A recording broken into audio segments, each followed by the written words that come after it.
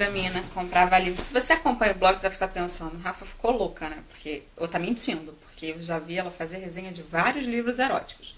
Então, como assim ela tá fazendo uma resenha do primeiro livro hot dela? Pois é. Eu comecei a pensar, depois de fazer tanto evento da menina, entrevistando e tudo, autoras que escrevem livros hot, qual foi o primeiro livro hot que eu li na vida? E eu lembro que eu não era muito nova, não. É tão estranho, porque quando eu era adolescente, e muito nova, com 14 anos, sei lá, ou 13, um grupo da escola, acho que eu tinha 14 para 15, um grupo da escola se reuniu, e eu pela primeira vez vi um filme pornô. Eles colocaram, eram umas garotas mais velhas que estudavam com a gente, que estudavam no mesmo curso que a gente, e elas colocaram um filme pornô, e ali eu comecei a entender melhor como é que as coisas funcionavam, literalmente. Mas os livros hot, eróticos, eles não faziam muita parte da minha vida. Apesar de eu sempre gostar de ler, eu não lembro de ter visto na livraria ou alguém lendo livros hot. Então, isso veio pra mim muito mais tarde. Quando é que isso veio, eu parei pra pensar. E aí eu lembrei desse livro aqui, que fez um sucessaço. Chama O Doce Veneno do Escorpião. Eu não sei se o pessoal mais novo vai lembrar. Aliás, gente, esse vídeo é pra cima de 18 anos. Não me culpa se você tem 15, 14, tá? E tá se traumatizando com o que eu vou falar aqui. Já vou avisando que não... Gente, que isso? Começa a bateção bem na hora do meu vídeo. Mas enfim. Ele é um livro que é de não ficção. Diferente de todos os livros que a gente leu, de E.L. James, Nana Pavolia, Mila Vander, Juliana... Esqueci o nome da Juliana. Mas todos os livros que a gente leu, nacionais e internacionais, Megan Maxwell, Sylvia Day, esse livro aqui, ele é uma história verídica. Então, antigamente eu botava na frente o dia que eu comprei o livro. E tá escrito aqui que foi em julho de 2005. E aí eu lembrei várias coisas. Eu lembrei que primeiro eu tava na Saraiva com a minha mãe. E eu já trabalhava, né, na época. Claro, eu já era adulta, super adulta. Tinha 25, entendeu? E aí esse livro tava nos mais vendidos. A gente não sabia o que era. Minha mãe falou, tá na lista da Veja, minha filha. Leva. Minha mãe sempre incentivando, não sabia o que era também. Leva. Levei. A gente não imaginava o conteúdo que tinha nesse livro. O quão real e forte ele é. E mesmo após esses anos todos, a gente está em 2018, se passaram aí, olha quanto tempo, 13 anos, esse livro continua sendo, eu pegando ele para reler, para falar para vocês, continua sendo muito forte, porque tudo aconteceu. E algumas coisas nesse livro me chocaram, me tocaram mais. Primeiro, por ser uma história verídica, como eu já disse. Segundo, a gente está acostumado a ver histórias de moças que são garotas de programa, porque falta emprego, porque elas são abandonadas pela família. A Bruna, que na verdade o nome dela que eu esqueci o nome dela, gente. A Bruna que não é Bruna. Esqueci o nome dela, enfim. A Raquel, lembrei agora. A Raquel, que usava o nome de guerra de Bruna e depois virou surfistinha, ela era adotada por uma família onde faltava amor para ela. A mãe tinha muito ciúme, o pai tratava ela com grosseria, ela não se via. Muitas das pessoas que não têm essa base familiar bacana, mesmo tendo dinheiro e tudo, mas os pais não tratam muito bem, fogem para outras coisas que a gente está acostumado a ver pessoas muito humildes fugindo, que é fazer prostituição, que é entrar na prostituição, fazer uso de drogas. A Raquel foi por esse caminho. Mas o que também impressiona nessa leitura é que a gente costuma dizer erroneamente, quer dizer, a gente não, né? As pessoas costumam dizer que é garota de vida fácil. Eu nunca achei prostituta uma profissão que é vida fácil.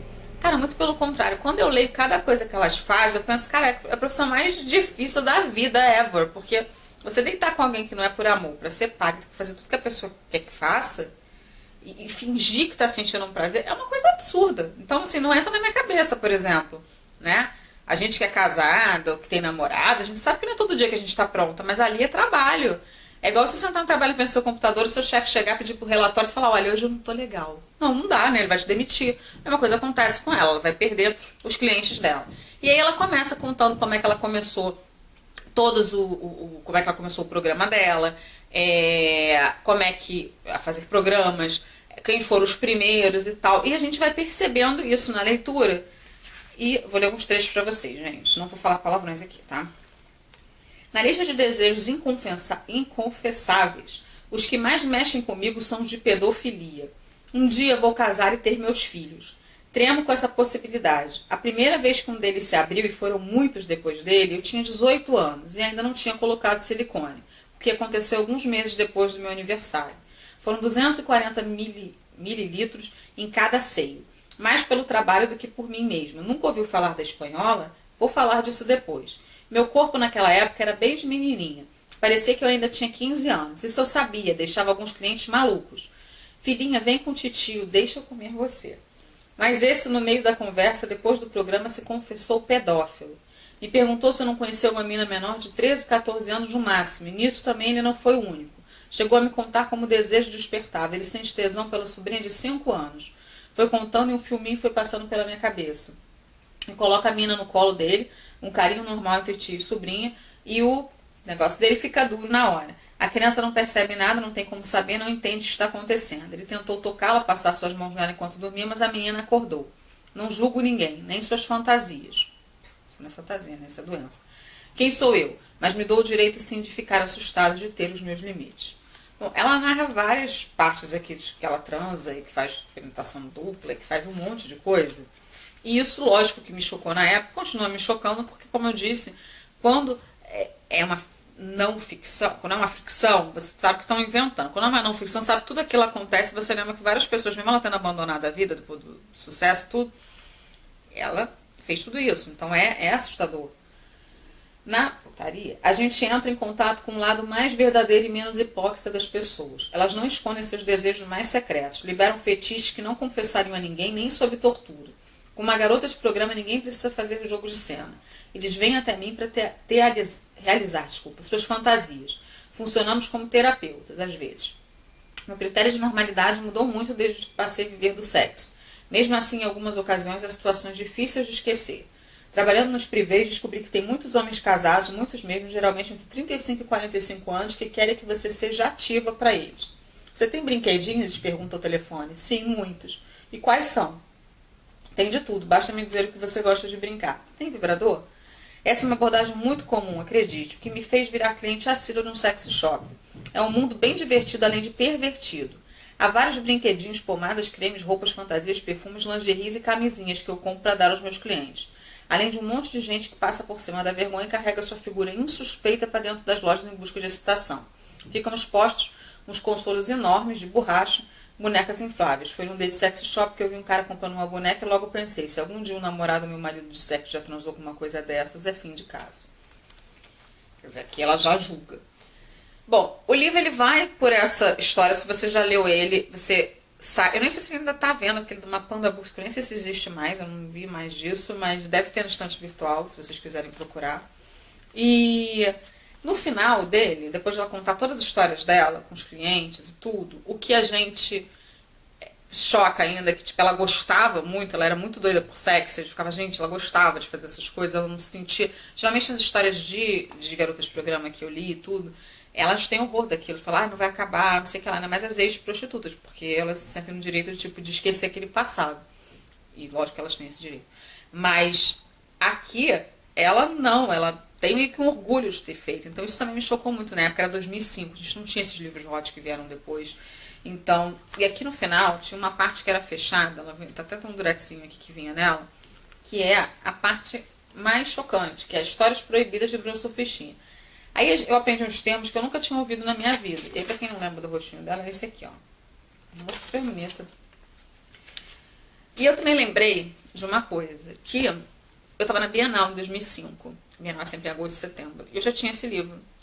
E eu tava com um ex-namorado meu, que provavelmente não deve saber que eu tinha lido esse livro, porque esse é o tipo de livro que a gente não conta pra namorado naquela época. Não tô dizendo agora. Agora, meu marido tá cheio de livro aqui dentro do quarto, ele sabe. Até já me deu presente, um monte de livro hot. Fala, lê mesmo, vamos imitar, essas coisas, né, básicas. E aí, eu tava com ele e ela tava autografando. Eu tive muita vontade de chegar nela e dizer, olha, mas naquela época, eu acho que hoje eu chegaria de boa. Pô, li seu livro, não, fiquei impressionada, não sei o que lá, né, autografa, obrigado, tirar uma foto. Hoje em dia, gente, né? Mas é impressionante como há 13 anos atrás as coisas eram diferentes, como o preconceito era maior também. Eu vivia também no meio que talvez aquilo... Eu tinha um namorado talvez muito preconceituoso também na época. Então, isso, né, ia chocar um pouco se eu chegasse, tirasse da bolsa, eu li esse livro aqui, hot, queridão, eu vou entregar. E a gente não falava tanto sobre isso. Eu acho que uma das coisas mais bacanas, por mais que que os críticos especializados julguem a literatura hot como algo baixo, que é ridículo, porque sexo todo mundo faz, elas só estão contando de uma maneira divertida, romântica, whatever, para os seus leitores.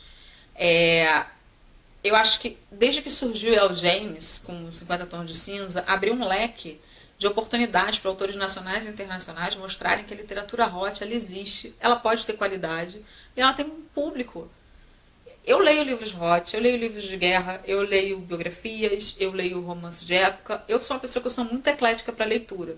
Gosto de ficção científica, leio fantasia, leio tiquilite. Então, assim, eu gosto de tudo. Eu acho que tem meus momentos. Tem épocas que eu tava mais pra hot, li um monte de hot.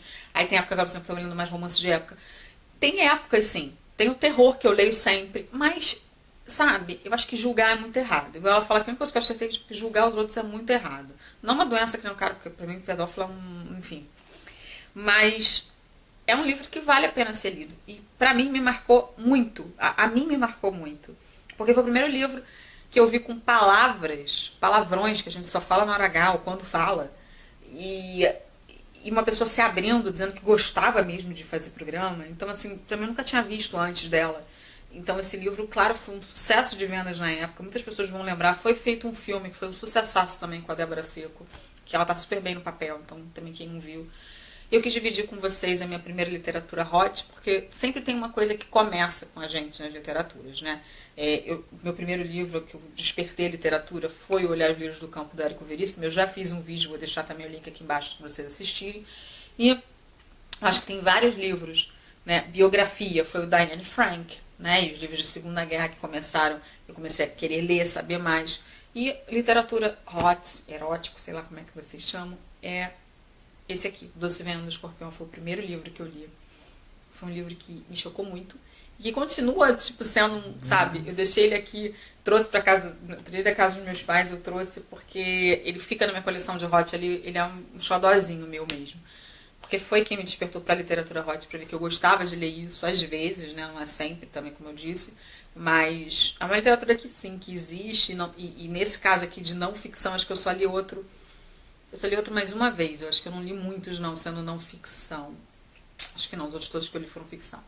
Bom, é isso. Vou deixar também alguns links aqui se vocês quiserem. Vou procurar no estante virtual, ver se eu coloco o link aqui pra vocês de compra, se vocês quiserem esse livro. Se vocês já leram, deixa aqui. E me dá também, né? Eu já li E.L. James, já li Megan Maxwell. Das brasileiras, adoro Nana Pavuli, entrevistei, sei que ela passou pelo preconceito de escreve livro hot, hoje em dia tá aí bombando, com série até comprada aí pela Rede Globo. Então, assim, é um avanço, né? A gente, mulher, poder falar de sexo, porque isso era um puta tabu antigamente. E desculpa o palavrão e tudo, eu evito falar palavrão, mas é que esse vídeo realmente foi acima, para pessoas acima de 18 anos, então acho que tá de boa o conteúdo. Espero que vocês tenham gostado e até a próxima vídeo, resenha ou crítica de filme.